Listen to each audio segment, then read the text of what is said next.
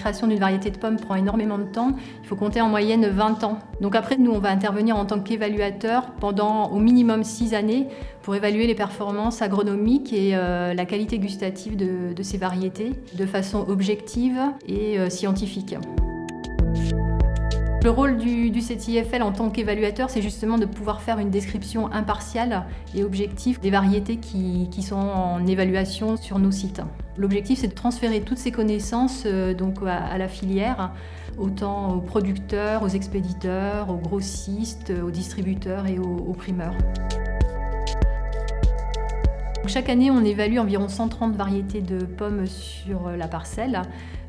Chaque variété est étudiée à raison de 5 arbres par variété, ce qui représente une surface d'environ 8000 m² en essai sur Langsade, soit environ 650 arbres en étude chaque année. Ce qu'on regarde en premier, ça va être l'architecture de la plante. Donc ces informations vont nous permettre ensuite de déterminer les distances de plantation appropriées de ces arbres. Ce qu'on recherche, c'est d'avoir des variétés qui soient faciles à tailler et qui génèrent le moins possible de temps de main-d'œuvre. Ensuite, au cours du printemps, on va étudier tout ce qui est phénologie, donc c'est le suivi de la floraison des arbres. Cette connaissance nous permettra ensuite d'analyser les concordances de floraison entre le pollinisateur et la variété à polliniser. Ce qu'on va observer comme critère, c'est également la forme de la fleur. Des fleurs qui sont très ouvertes, très étalées, vont faciliter le travail des abeilles. Au moment de la floraison, on va commencer à sélectionner certaines fleurs en pratiquant l'éclaircissage. Ça consiste à éliminer un certain nombre de fleurs à l'aide d'une machine qui va nous permettre de sélectionner à un stade précoce les fruits. Ce qu'il faut savoir, c'est que potentiellement, un arbre peut porter jusqu'à 1500 fruits. On cherche à avoir juste 250 fruits pour avoir des fruits de qualité en termes de calibre et de qualité gustative. Ensuite, on va étudier la fructification et tout ce qui est régulation de la charge pour aller jusqu'à l'étude de la maturité des fruits et de la détermination des dates de récolte adéquates.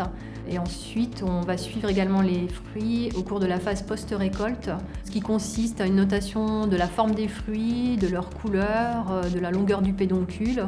On va ensuite avoir une phase où on va déguster les pommes pour estimer leur niveau de fermeté, leur niveau en sucre, leur niveau en acidité. Toutes les observations sont rentrées dans une base de données et ensuite on va les analyser pour faire une petite synthèse du comportement des variétés annuelles.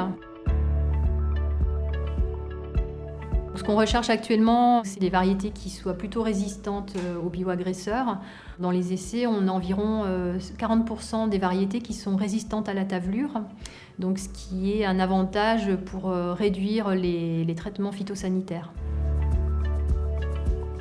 L'évaluation variétale, je trouve que c'est un sujet très intéressant parce qu'effectivement, il y a un gros progrès qui peut être amené par les variétés résistantes aux bioagresseurs, mais également des variétés qui soient adaptées au goût des consommateurs pour générer toujours plus d'achats de pommes. Et ça concourt grandement au dynamisme de la filière.